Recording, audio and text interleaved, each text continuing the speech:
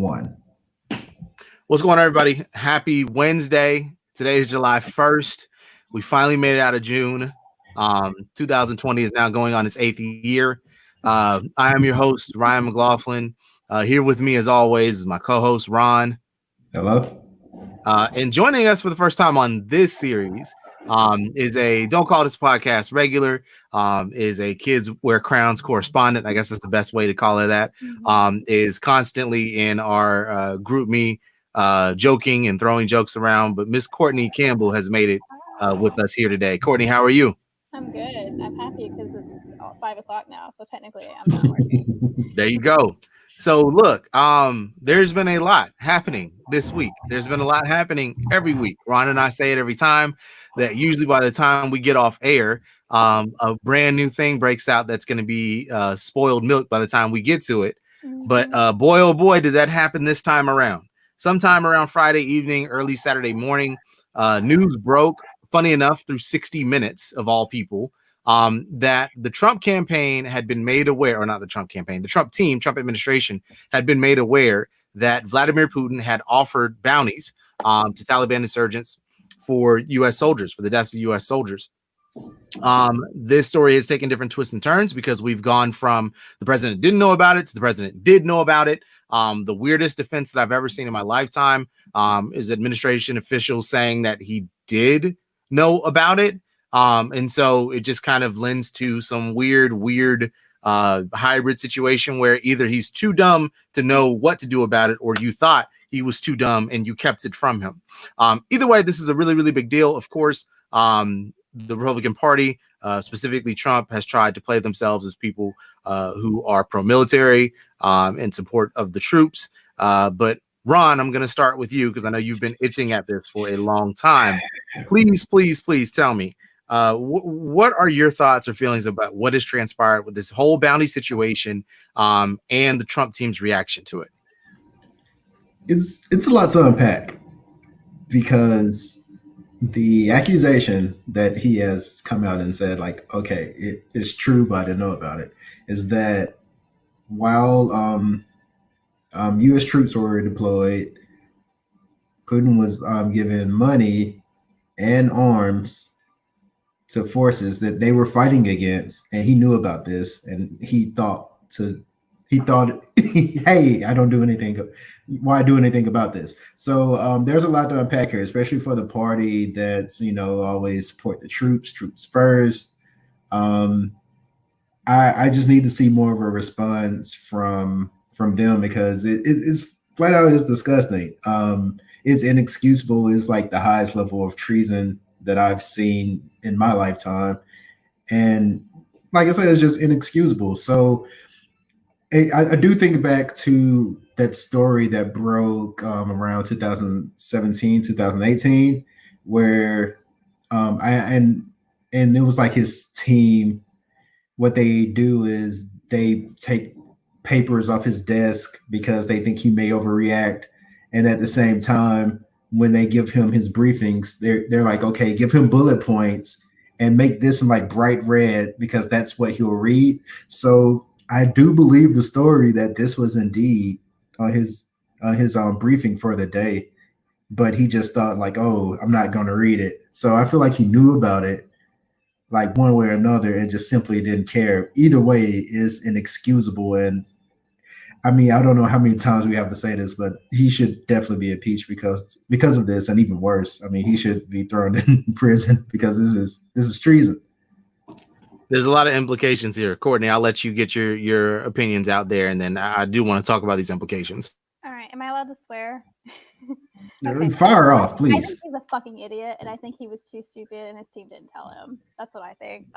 Mainly, I think that they know he's a liability, and I think they do give him vague descriptions of things, probably in a way where he won't care, especially since he literally will give classified information on Twitter.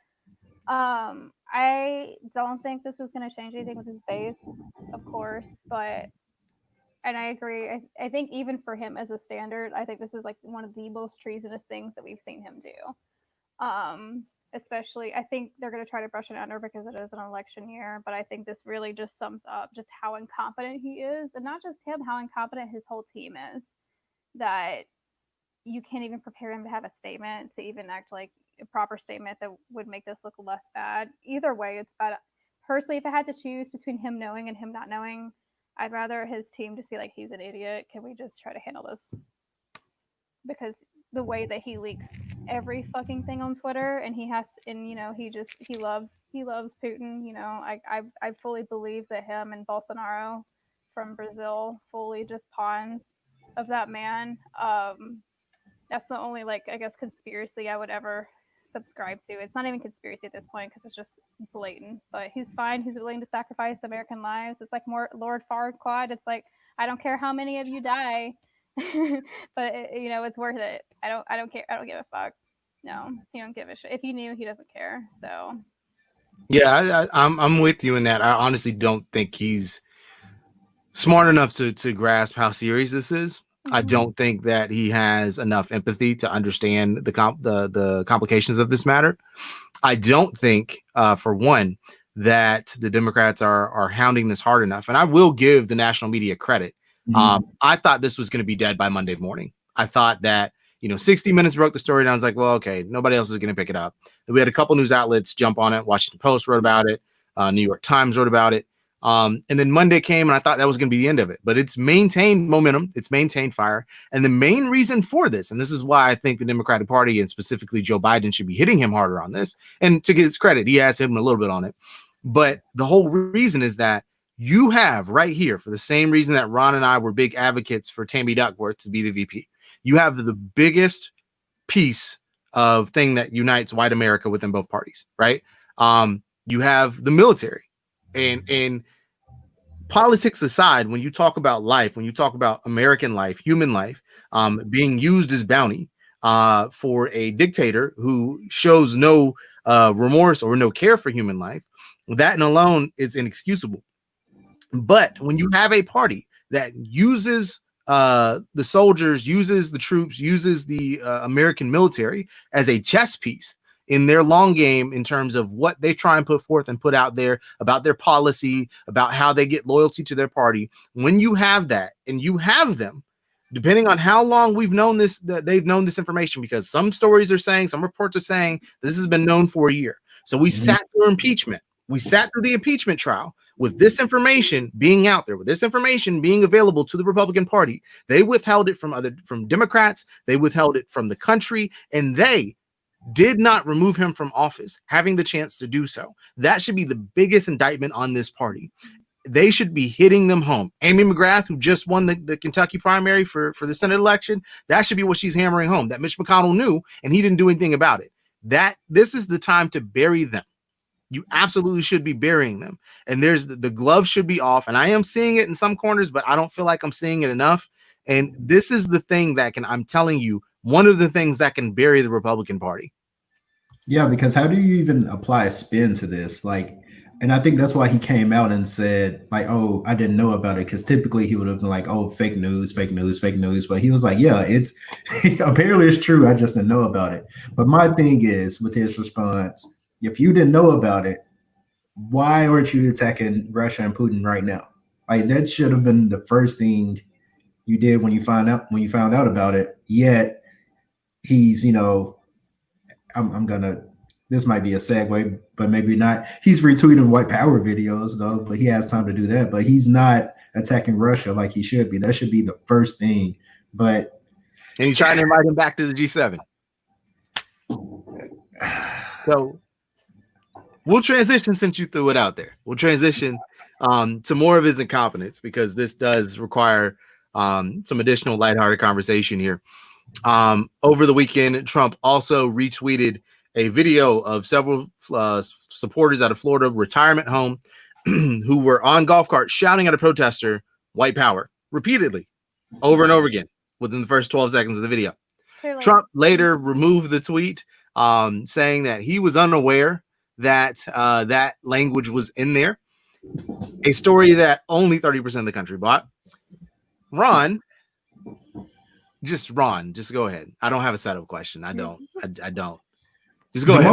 The moment he heard white power, he probably broke his finger trying to retweet that. I mean, there's like, come on, man, come on, like. You might have them fooled, but you can't fool me. Like he retweeted that for a purpose. He retweeted the lawyer in St. Louis on the lawn with their guns for a purpose. It is to toss bait to his base. Like it is to incite them. It is basically what we've been saying in the country is to give them more of what they've been wanting. So he does these things for a purpose. Now, let's devil's advocate here. Let's pretend like he retweeted that with the audio off, like the super intellectual Ben Shapiro said, who's full of shit, by the way. Let's pretend like he did retweet that with the sound off. Excuse me. That's even dumber. Like, why are you retweeting stuff, like just blindly retweeting stuff, like as the president of the United States? It's such big boomer energy to do that. Right. Either way, it's such big like Trump boomer energy that I would fully believe that he was like, hell yeah.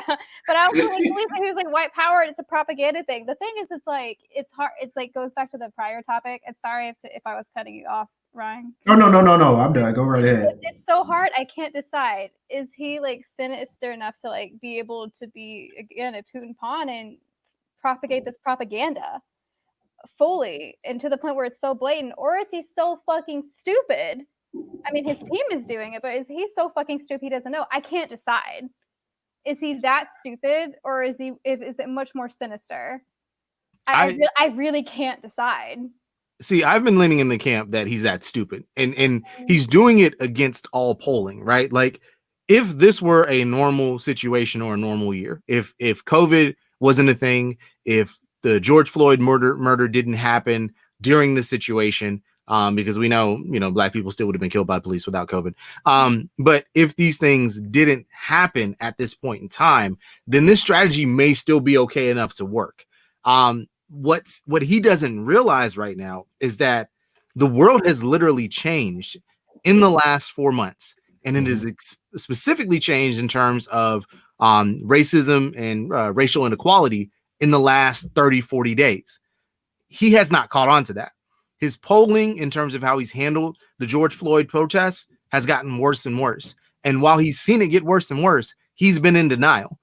You have all kind of members of his administration saying that he doesn't believe any polls that come back with a negative viewpoint. He doesn't believe them. He's been digging, deep. He got mad at Fox News because the latest poll came out and Joe Biden is 13 points ahead of him. I mean, he doesn't know anything other than Trump good, everything about Trump good. And he ran a campaign in 2016 that was division. Enough of white America is either going to support me because they agree with what I'm saying, or they don't care because there's no consequence. And that's what happened. He won off that. But this time, that group in the middle doesn't see it that way. And on top of that, he's botched everything that he's touched in this last year. And all it takes, I am telling you, I've been pushing this before we started this podcast.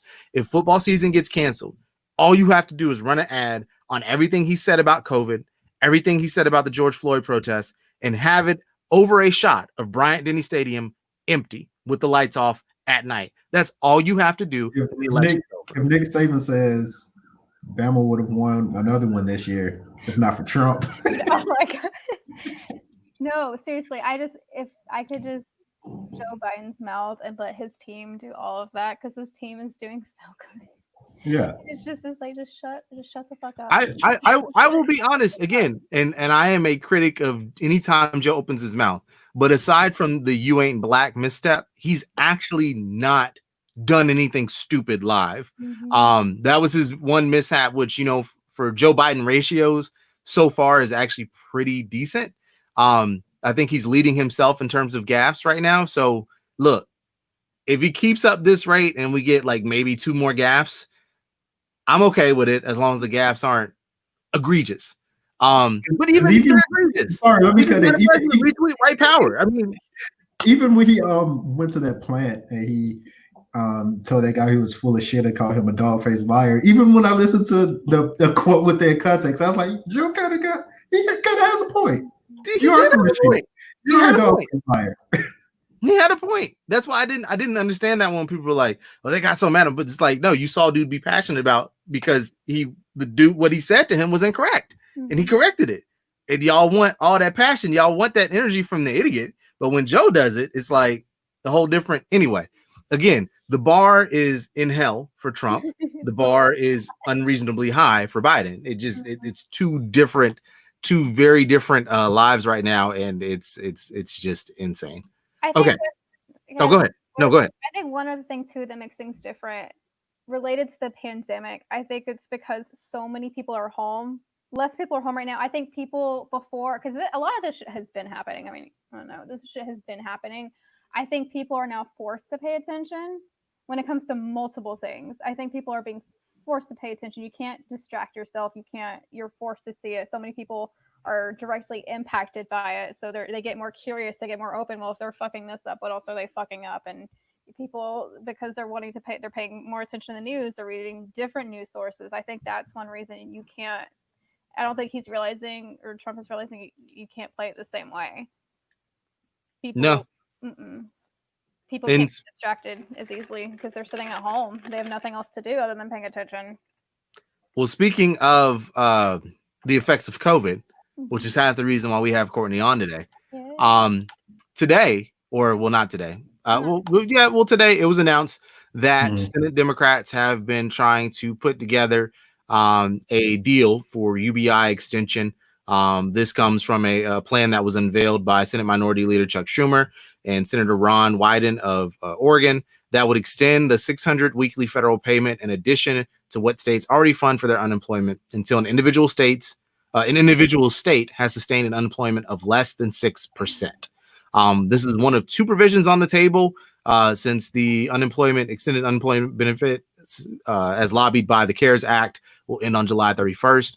The other one that is on the table is basically saying that the other measure would be for the benefit to stay in place until 5.5%, and then the benefit would drop down $100 for every percentage under 5.5%. So that's one of the deals that have just been laid out on the table. For context, for historical context, and then Courtney, I'm going to let you take over here. McConnell has said that he does not want to extend unemployment insurance, and the common Republican argument, which is dumb, is that it discourages people from going back to work. I'll add a caveat to that after Courtney talks a little bit about what are you seeing? What are you seeing, or what are you aware of? If you want to state your background a little bit in terms of unemployment. About that background, as always, I work for the government. I'm a social worker for the government. I work social benefit programs. That's as far as I'm going to go. So I have a lot of knowledge. I know that the pandemic, it's called PUA, has been kind of a shit show from the start. Typically, we have a lot of interaction with the DOL about stuff. We've had no interaction with them at all about this.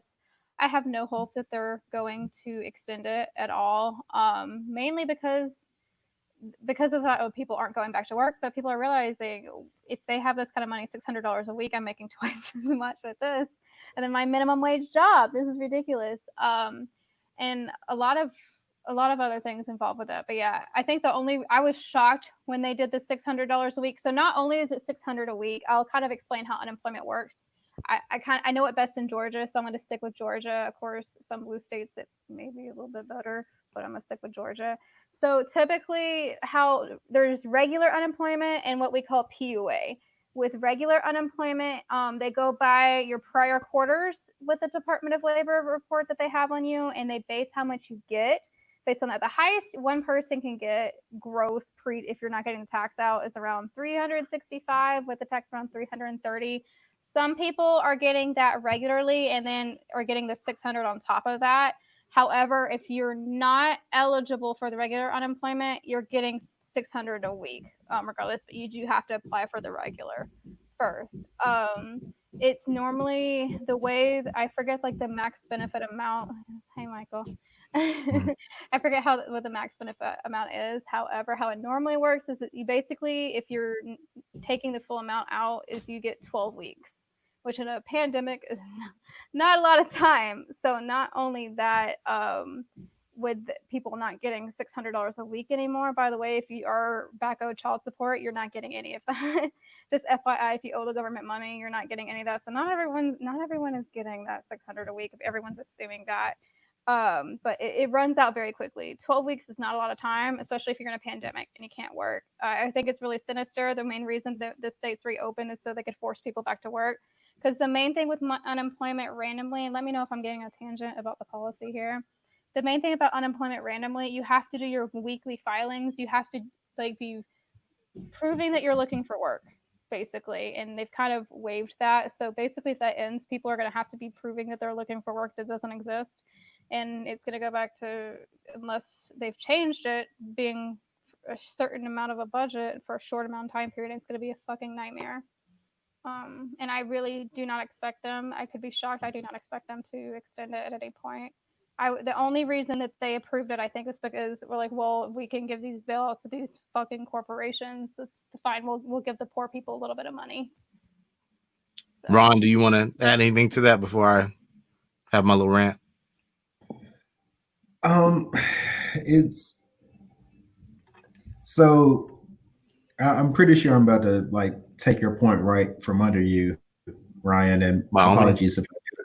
But yeah, it is about people are getting paid $600 and they're getting paid more than they do if they normally have their job. So why should they rush back to work, especially during a pandemic? People say that without realizing that they're highlighting the problem, which is pay people more, especially an hour. Right, exactly. So that's my point. Basically, Big Rona has been exposing every flaw in this country, and that's a major one that needs to be addressed if we live to see another administration. But yeah, that's all I want to point out, Ryan.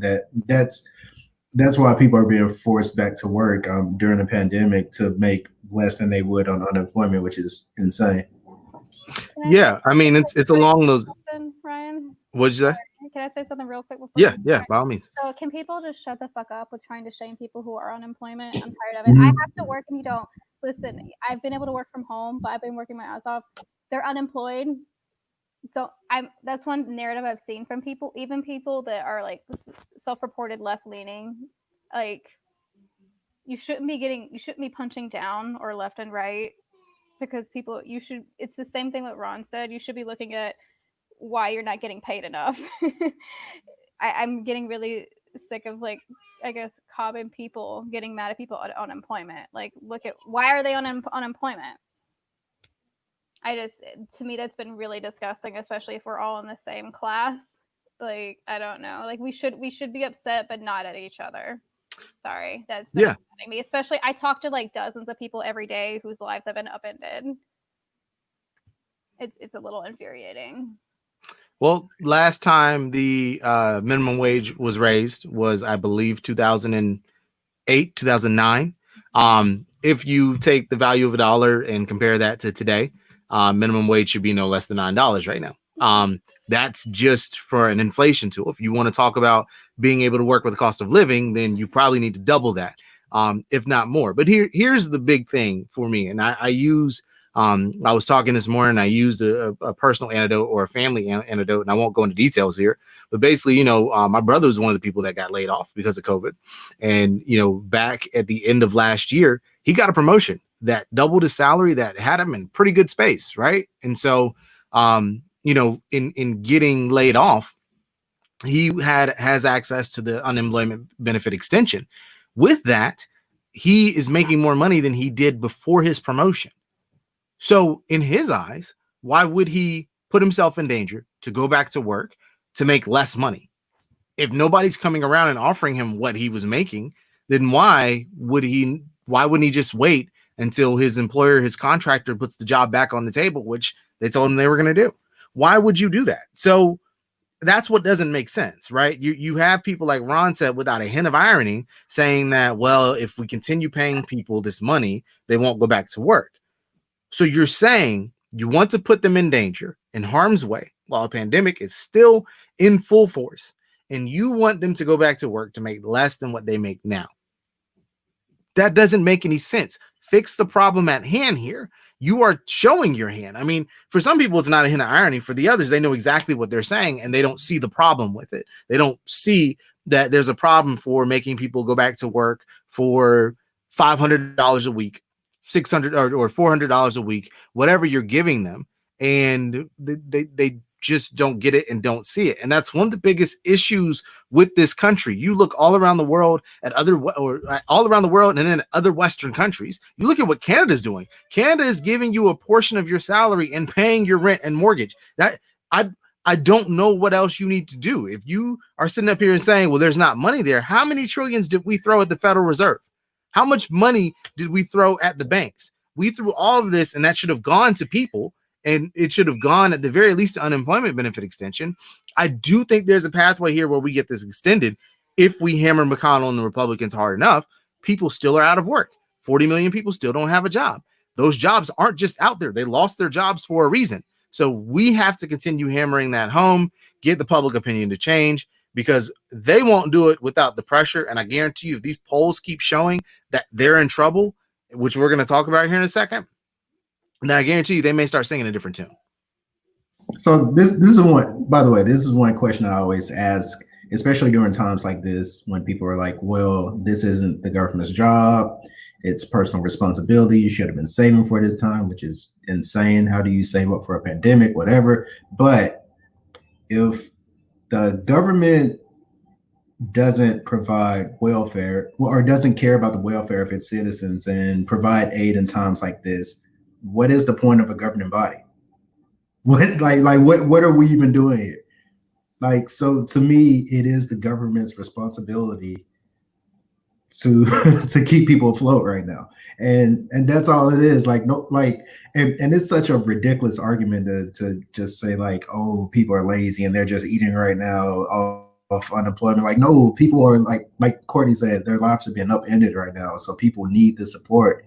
And it's insane that July 31st was the cutoff date in the first place. Like, it needs to be extended, and I hope it is. Well, let's transition into the election, which is the whole reason why we started this mini podcast series. Ron, Courtney, over the last few days, a variety of polls has come out that's really spelling a lot of doom and gloom for Trump. Swing state voters are giving a ton of dismal marks to the current president. In terms of Biden, he's actually leading in 6 of the major swing states, including widening his lead in swing states, including Arizona, Florida, Michigan, North Carolina, Pennsylvania, and Wisconsin. And craziest of all, to me, on the table right now for Joe Biden includes, and let me just make sure I pull this up and have it correctly here. Biden is actually down 0.4% in Texas.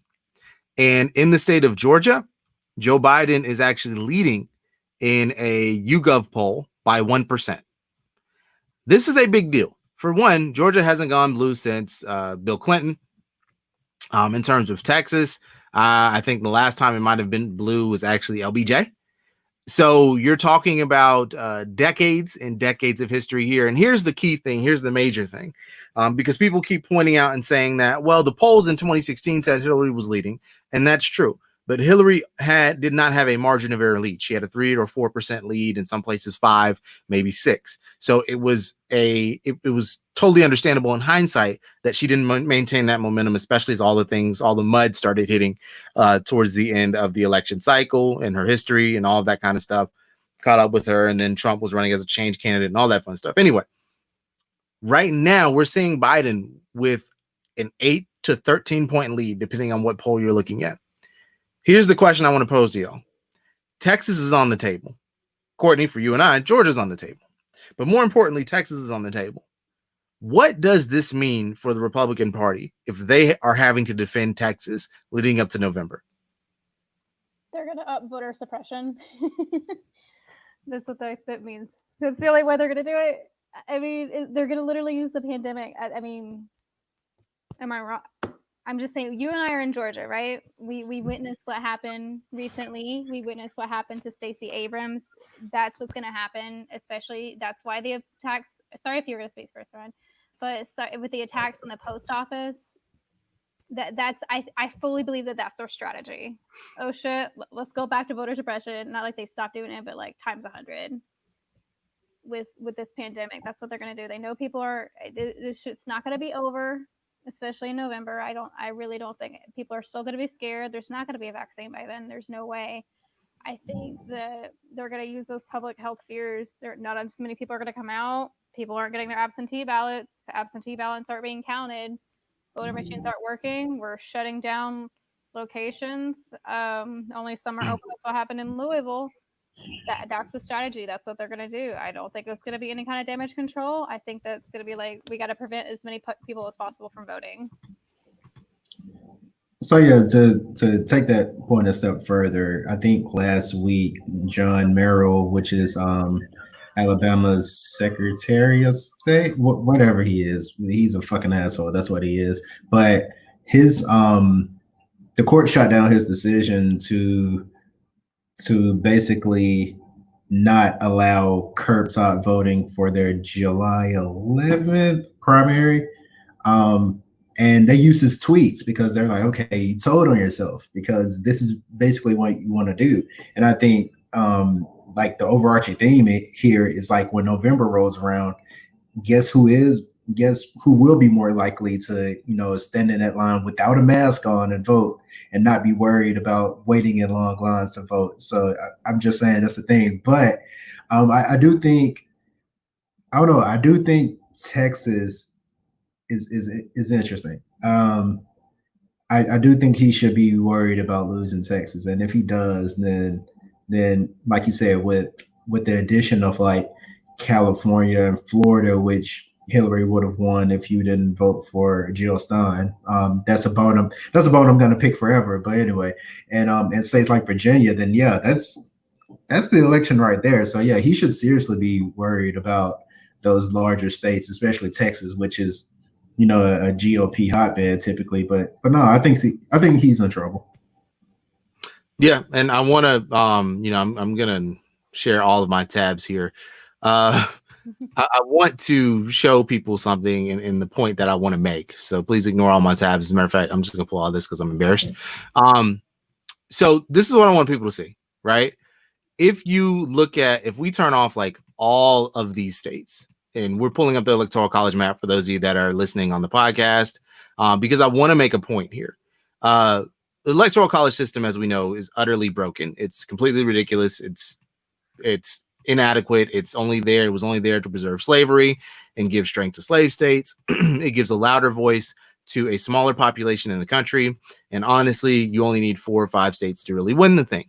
And so the common argument we always hear is, well, without the Electoral College, this would only boil down to 2 or 3 states. They'd only go to LA and New York, and that's all that would matter.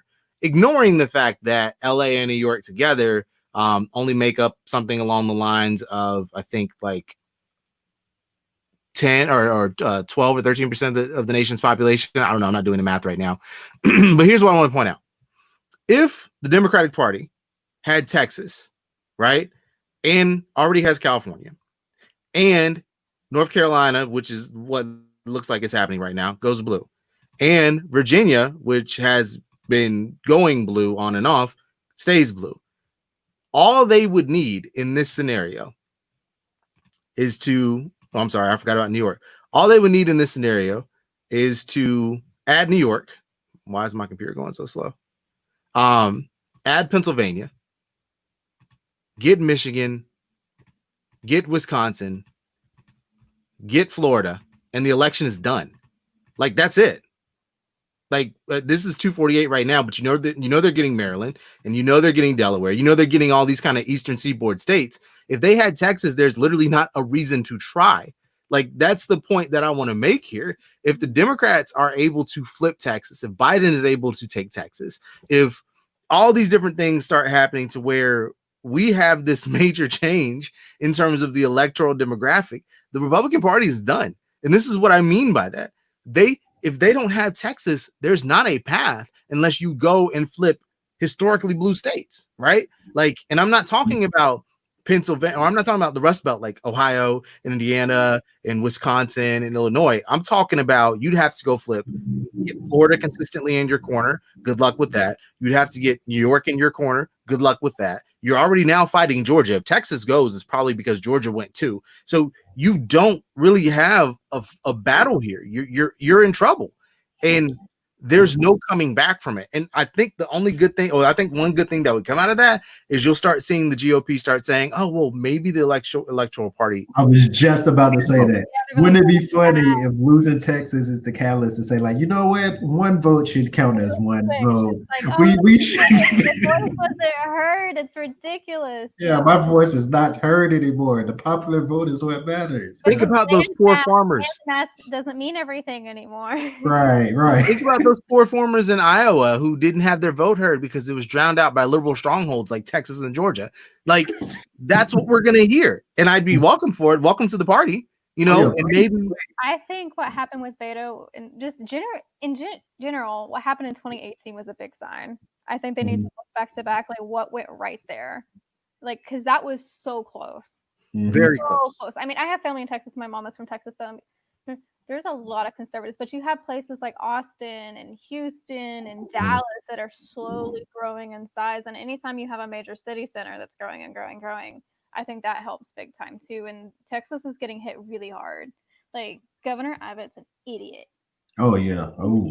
Like, and the other Dan Patrick. Trump kiss. And the other Dan Patrick is an idiot too. Yeah, I think that's a sign. It's just how poorly he's fumbling. I think the same thing with Brian Kemp, just how poorly they're doing, and the fact that they're such Trump kiss asses does not help his case. Speaking of Brian Kemp, I've never seen somebody try so hard to not get elected in 2022. I've never seen somebody try so hard to not get reelected. All he has to do is cheat. Well, I mean, all he had to do with this whole thing, and it's the same thing. It's the same thing with the Republican Party, and this is what drives me crazy because common sense would tell you, look, a pandemic is coming. All right. We know that there's this disease in China in December. Hey, let's go and send experts over there to help and quell this outbreak, contain it before it happens, right? That's what we've always done. W, with all of his idiocy, give him the credit when it was it the bird flu? I think that was during his tenure. Was it bird and swine? Yeah. Either way, he got a team together and he said, look, we're going to go try and suppress this thing before it happens. When it did get over here, the cases were minimal because he sent the proper aid that was necessary. They took the precautions so that it did not spread. When Obama had the Ebola outbreak that happened 2014, 2015, he and Secretary Clinton sent people to West Africa. They sent professionals. They gave them the proper equipment. They stopped the outbreak before it could get over here in mass. Okay. We had a couple of people that were diagnosed. I think there was one death from it over here, but they stopped it in its tracks. Trump didn't do it. Okay. You messed up. All right, cool. We're now getting to the point in February where we know that this might be a thing. So we need to possibly prepare for what's to come. We need to make sure that stuff is in line. We need to let Americans know what's going on. We need to tell them about all these different things that may happen and how we can protect ourselves. Oh, no, you're not going to do that. Okay. You're scared that the economy is going to crash because you're going to tell people and they'll rightfully get scared. Okay, you do realize it's temporary compared to letting hundreds of thousands of people die, and the economy suffers because there are no workers and there's nobody to go out and spend money. So now you have this problem, and you also don't bother to give people the money they need to keep putting money into the economy. Like, you are blocking stimulus checks. You're blocking pay into people's pockets when you know 40 million people are unemployed. You know they're not getting money, so you're not going to give them money. And now you're upset that the economy don't go burr. Like, what are you doing? What's the funniest thing about this is like the Trump supporters that may think it's like, oh, he's so good with money. He's a billionaire. He will turn our economy right. Okay. That was the thing back in 2000. Affected, but the irony in that he's fucked the economy so hard in so many ways. And like one thing that Biden needs to be doing is like this was done, like this seed was planted when he was cutting CDC funding, and the whole time that could have warned us and prevented this was cut. Like that, they need to be starting with that. Like that timeline you're talking about, they need to start with that timeline and go with like the Georgia senators that knew and instead of warning people, did insider training that are Republicans. They need to go with those times, especially they need to push that point so hard in Georgia. They need, like, that is a Georgia senator. It's like they that your governor appointed. You didn't vote for her. Your governor appointed. The governor that cheated. Yeah. No, like they need to be drilling that point home, and just like it. If it would be funnier if people weren't dying and losing their jobs and their lives being so upended. The biggest thing was like, oh, he's a billionaire, so he I mean, he's not, so he can fix the economy. He got $1 million loan from daddy. I hate how people who went to good colleges are so stupid. I there's a whole tangent I can go on about that because Wall Street Journal put up Wall Street. Yeah, I want to go sidetrack real quick because this has been bothering me. I'm a college student, so it irks me to my core. I want to go on a tangent here, and I'm sorry, y'all. I apologize. No, please. Wall Street Journal put up an article yesterday that talked about that it was encouraging parents to ask the colleges that their students are trying to attend for a discount. And are you new here? Are you new here? Because like I can see, is this coupon expired? This is the thing, and this is what I hate about the way that college is. This is what I hate about the way that college is described and perpetrated in America. Because when you read the article, they're talking about nothing but private colleges, and private colleges can do that. You can go down to Stanford and say, "Hey, look, UAB's giving me $10,000. What you gonna give me?" And Stanford has an endowment and can go around and say, "All right, we'll give you 12." You can't then go back to UAB and say Stanford's giving me 12, because what they're going to do is, all right, we're giving you 10. Like that's all they're going to say, right? So what bothers me about how this is, it's a level of entitlement that just does not exist in reality, right? You're trying to go to colleges who are having their budgets cut at this point in time, and you're trying to demand more of a discount from them because you think you deserve it, and you were told by Wall Street Journal to go do it. Like it shows the whole problem with, I understand why people think college is a scam, because we're shown this inaccurate portrayal of what higher education is. And then you have these fools out here putting these articles out there that it's like Tired and Wired though. Tired is go ask your college for a discount. Like, excuse me, where do I enter the coupon code on the student receivables page? But Wired is if you have a child who is a freshman this fall semester, just please send them to a community college and just let them take classes online. Send them to a community college. Send them to a college that's going to give them money. Merit-based scholarships exist. So if you're getting it, go there. But like, I don't. I've had people listen. I'm a social worker. There's a title with my name. You have to like renew a license, and people are like, I don't see why you have to go to college for your job. And I'm just like, yeah, go to school for that. Yeah. Or like, oh yeah, you actually for most jobs you need a master's degree, and they're like, oh, that's scam. Okay. I'm like, really? Did you try to do it? Yeah.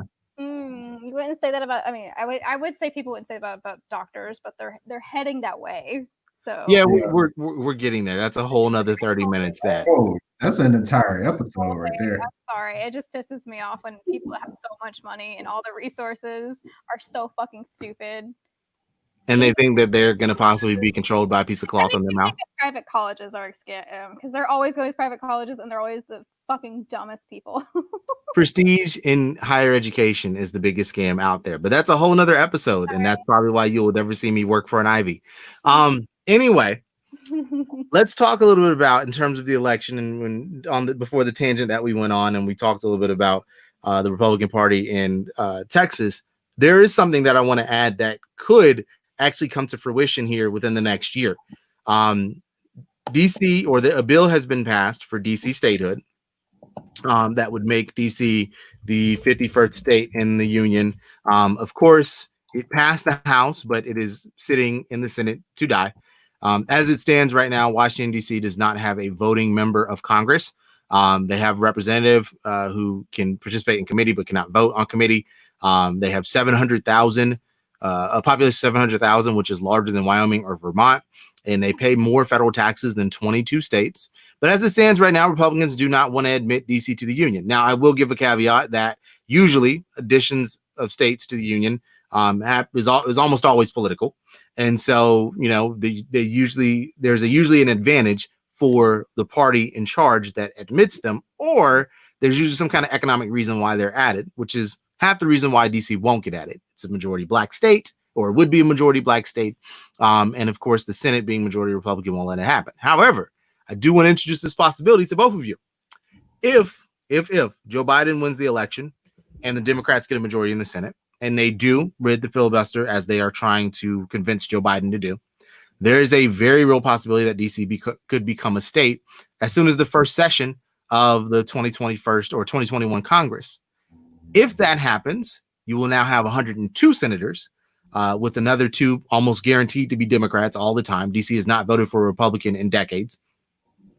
And you'd also have an additional representative in the House, or a certain number, depending on how big they draw the districts or how many districts they put in DC for the House, and how many they take from another state. Because we are seeing that a lot of northern states are shrinking in population. We've noticed that from the last couple of census, or the last, I think, 2010 census data, and then we're probably going to see that from the 2020 census data. So Ron or Courtney, whoever wants to go first, I do want to pitch to you the possibility of DC statehood and Puerto Rico, since you put it in here. If that were to happen in conjunction with Texas going blue, what does that mean going forward? What do y'all think? Ron first, since I've always been going first.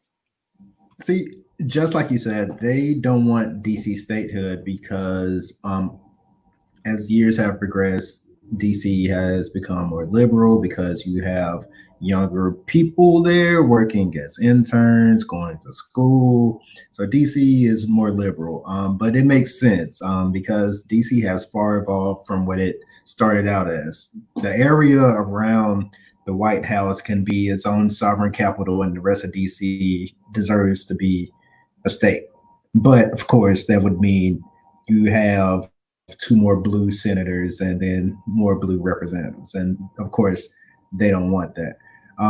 The argument about, oh, well, what can this do for us economically? Like, I still think it's wild that that Seward called up Andrew Johnson and was like, hey, man, I got something you need to buy.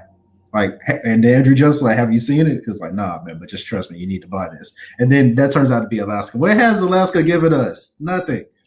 Alaska's given us nothing but the longest days in the northern hemisphere, like 23 They gave us oil, and then they gave us barrel.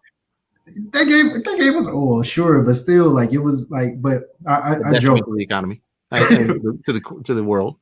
I joke, but seriously, they're like DC and Puerto Rico are totally deserving to be states, and it is what it is. I do want to add for Puerto Rico, I think we should let them have the choice of whether they become completely independent or they become a state, honestly. And I think if we throw in Puerto Rico, I think we should throw in Guam too, because they have Guam too. They have the same issues of having no representation. I actually had a coworker in Chicago that would always complain, like, we have no representation. They make so much money off of us at the army bases, but we get no benefits. I think I was always intrigued about them not wanting Puerto Rico because there are some older Puerto Ricans who lean conservative. I don't know how they lean anymore after how they handled the hurricane, and still a lot of Puerto Ricans don't have power. But I guess it's just racism, honestly, and how much everyone in Puerto Rico speaks Spanish. But no, I think we should be giving them the options, but there's no way, especially now what they've done to Puerto Rico, there's no way they'd make them a state. I know, but I do think if we should give them the option to do so. Or, like, do you want to, just sever these ties? Do you want to become a state? Do you want to remain a territory? Let the people vote. But yeah, I definitely think they would fight tooth and nail, especially to keep DC out. They're all about keeping as little representation as possible. So, and of course, I've literally seen on Facebook people are like, we can't have more than 50 states because 50 is a round number. And you literally have dumb, mostly Republicans who have that argument. Who gives a rat's ass? Like, who cares? I mean, you have outside of the U.S. there are. It's American Samoa, Guam, Northern Mariana Islands, Puerto Rico, and the U.S. Virgin Islands. to everybody, honestly, because there's not as you don't have the representation as a territory, and no. I think that we need to revisit all of that because it's colonialism. One, we're benefiting from them, and they're not getting anything. Right. Especially with all the conversations going on, we need to revisit like either taking steps to letting them become independent fully, or become states so they get the representation that they deserve. They don't really earn anything from being a territory. Honestly, deal with co-workers who think that Puerto Ricans aren't American citizens. I'm not gonna get into that, but yeah. At the very least, Puerto Rico. So Puerto Rico has a population of 3.2 million. I just want to run this in here real quick and see how many states are smaller than that. So there's at least, so Puerto Rico, if it were a state, would be the 31st largest state. So there would be, if you included every single territory, 24 smaller states than Puerto Rico, with Guam, U.S. Virgin Islands, American Samoa, and Northern Mariana Islands taking in the last four, or the lowest four slots. But like, even if you had a population requirement, like I think the exception would be Guam, in terms of what we pull from Guam and having the military base there and everything of that nature, and just how they don't get representation, and a lot of stuff we do directly affects them more than the other two. So it's just, I'm with y'all on that. In an ideal world, we're pulling in DC, we're pulling in Puerto Rico, and we're pulling in Guam, and all three of them become states. But the problem is, as Courtney has kind of alluded to, is that most people who are opposed to it can't point them out on the map. So anyway. They don't even know what Guam. Remember what happened in North Korea? A lot of people are like, "What's Guam?" See, that's the thing. Yeah. When Oh my God. Guam was literally, I don't know if a lot of people remember this because it just seems like it was years ago, when they were getting threats from North Korea. Guam was like, "Hey man, we just." Even though it's American territory, Americans were like, "I don't know what Guam is. What is Guam?" You saying this? We're just chilling, man. We don't. Our education system, man. Our education system. It's on purpose, so I'll give them a different. If you didn't know, Guam's motto is "Where the United States today begins." So, I know, because my friend in Chicago would always say that almost every day. So there you go. Earliest time zone in the United States. The more you know. The more you know. Imagination. All right.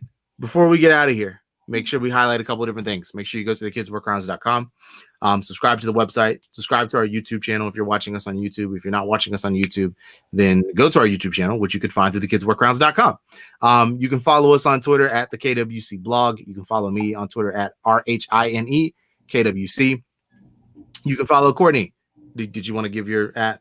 Yeah, of course. Okay. Fort Liz Camp. So I just wanted to make sure I didn't want to put it out there since you've already put your. I'm trying to get it changed to Courtnell, but someone that created a Twitter in 2009 that only speaks Russian has it, so I'm in the process of doing that. Ron's been fighting for Ron Quixote without the underscore for a decade now. So and it was wild. Like Ron Quixote underscore is taken now. So you let the Russians have it. So even if I decide to come back, it's no. Now you got to go underscore Ron Quixote.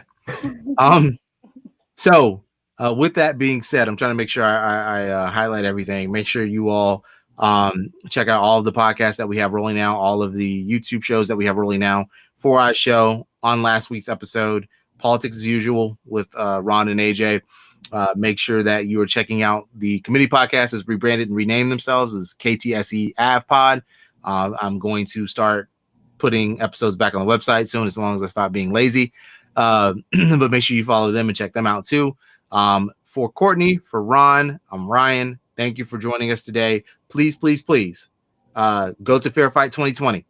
Donate to Stacey Abrams' cause. Her initiative is to ensure or fight against voter suppression as we head into the 2020 elections. Now that we've seen what happened during the primaries, they have an actionable plan on how to prevent it.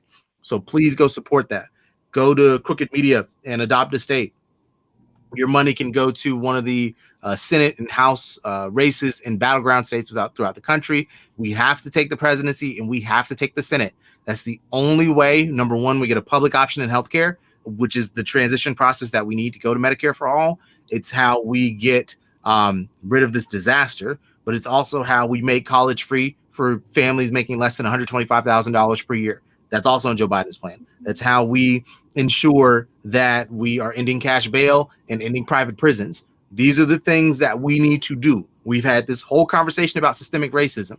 Three of the ways that you can prevent it or fight it or start to fight it is giving everybody access to healthcare, giving everybody who's making under a certain amount access to higher education, removing that paywall, and also making sure that young Black men and women and other people of color are not being incarcerated for petty charges. Okay, so we in private prisons, we can end a lot of that systemic violence. We can start at least from it, and then we can tackle police defunding the police as well. But these things cannot happen until we do this. So Fair Fight 2020, Crooked Media's Adopt a State. Is there anything y'all want to plug before we get out of here? Real quick, just to add to that point, not only is that the only way that we're going to get those things, it's also to prevent us from moving even further back. Because if we get a re-election, we're going to lose ACA. You're not going to be able to get insurance because of pre-existing conditions, things like that. Abortion will be outlawed. Ruth Bader Ginsburg is only going to last so long, you guys. She is fighting. She's fighting out of spite, which really is a talent that women have. But seriously, like I think a lot of people are like, not just to progression, to prevent regression. It will continue. And it's not just like, oh, just for a presidential term. A lot of these are lifelong seats. So this is, for a lot of people, this is life or death. I don't know if a lot of people remember what it was like before the ACA. I was also a medical social worker. Sorry, another tangent. Like this is literally life or death for thousands of people. I want to piggyback off your piggyback. COVID-19 is going to leave people with pre-existing conditions. Even the ones that were asymptomatic, even the ones that survive, it's going to leave them with pre-existing conditions. If the ACA is scrapped, there's going to be a ton of people that will not have access to health care. Okay. Jobs. They don't have jobs right now. So it's and they don't have jobs. Back on their current health insurance plan. No, they do not have jobs. So they will not be able to be picked up by a new employer's insurance plan because of their condition. So that is a huge thing. Trump has also appointed 200 federal judges. Okay. So we can't allow that to continue. Vote in November. We're out of here. See y'all next week. Peace out. Peace.